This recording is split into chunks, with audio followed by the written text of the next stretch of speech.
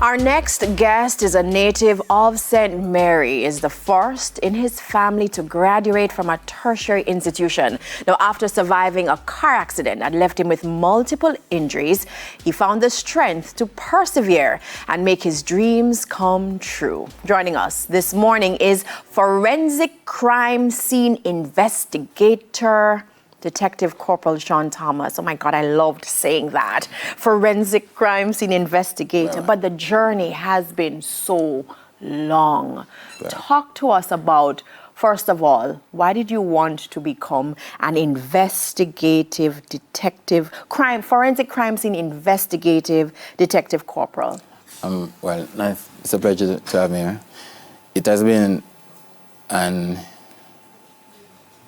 my intention from when I was a child, watching those law and order. I was about to ask that, yes. Mm-hmm. And, seeing police officers in my community operating, it garnered my attention, and then when I read about it and continued to learn about it, I realized that it plays an important part in shaping our society as it relates to ridding our society of crime and violence. And as such, I believe that the part that I took on to do the forensic investigation part of it, it is deeper than what the public sees. Mm-hmm. And so you started the journey. Talk to me about that. As a police officer? Mm-hmm. So I started the journey in 2010 of November 29, 2010.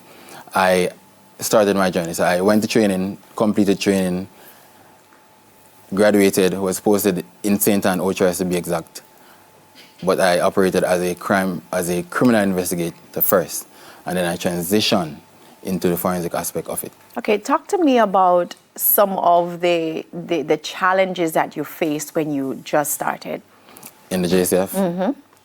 There wasn't much challenge, as every organization has its challenges, but it was just a learning process. But personally, yes. Yeah, it was just a learning process. So each obstacle would have, moved me on to another level where I capitalize on each opportunity that came and turn it into positive, even if it came as a negative. So you didn't just want to be an ordinary policeman? No, because I believe that there was more to policing than just being ordinary, because you have many different disciplines and many different departments that do, investigative work where the public would not know about it, but we are here, right? And we do the part to actually bring a complete file together for a better move through the justice system. All right. So then you started your journey to become a forensic crime scene investigator, and then the unthinkable happened. Talk to me about that day.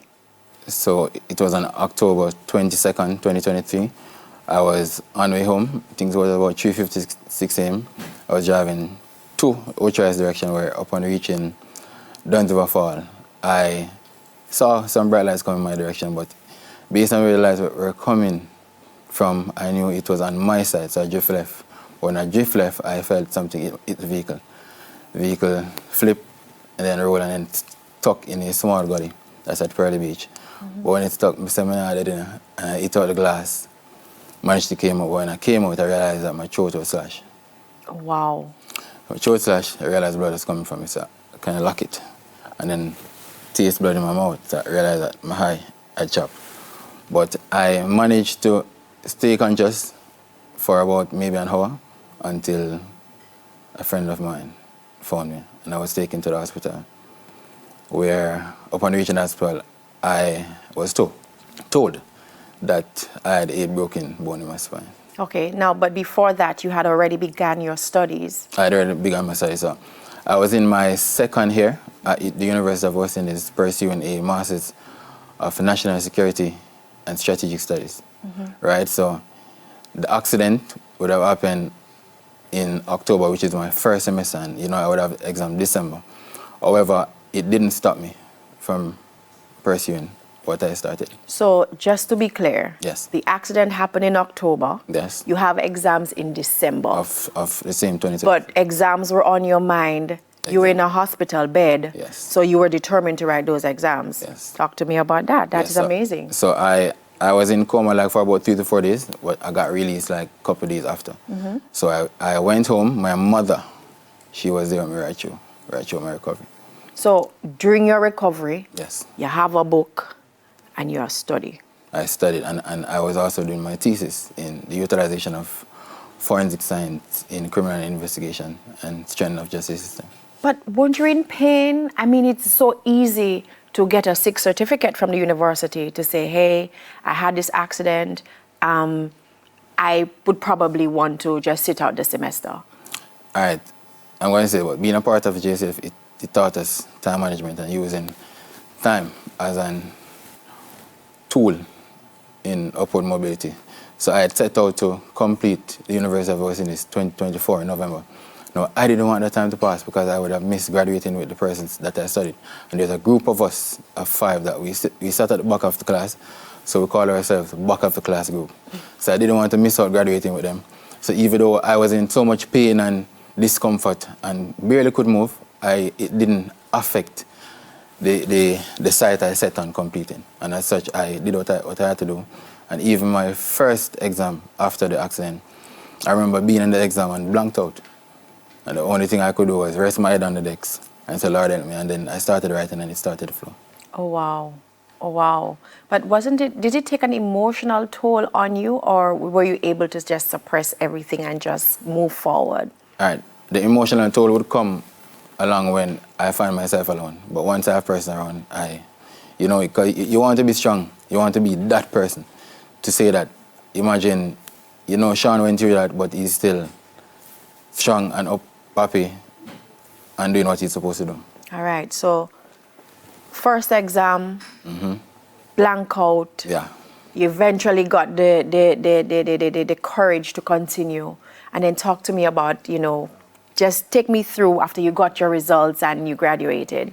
Yes, after first exam, second exam, third exam, I was still in pain, but the pain becomes a part of you.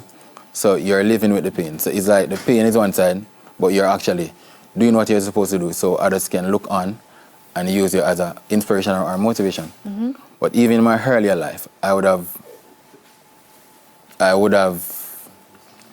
been through some struggles, like going to school, one uniform, when the rainfall, I can't go to school because the shoes would have all, I put cardboard in it and still go. No lunch money, no what's there, but it didn't stop me because I knew that I am the person that will have to, uplift my family from where we are. I think that this is such a remarkable story. And you graduated. Do you have any words of advice for anyone? I mean, not everybody would be in a hospital bed thinking about an exam. Sometimes people just give up. But do you have any advice for anyone who might be in probably a similar situation or just going through stuff? Sure. So the advice would be for everybody, youths, people of my group, people, whatever you're going through, that never give up no matter what you're going through, because at the end of the day, today can be sorrow and tomorrow will be joy, right? And at the end of the day, it is you that will have to uplift yourself, because without your effort, nobody will see you to either assist you or lend a hand. And as such, we have to put our mind and believe and faith in what we're doing, believe in your dream, believe in your goals, believe in your tool that you're using to uplift yourself, and as such, the rest will be history. Awesome sauce. I mean, this is such a beautiful story. I hope that you are motivated. And I just want to say thank you so much. That was forensic crime scene investigator, Detective Corporal Sean Thomas. Now, coming up next, it's 10 minutes to your health, where we discuss practical ways on how to protect your kidney.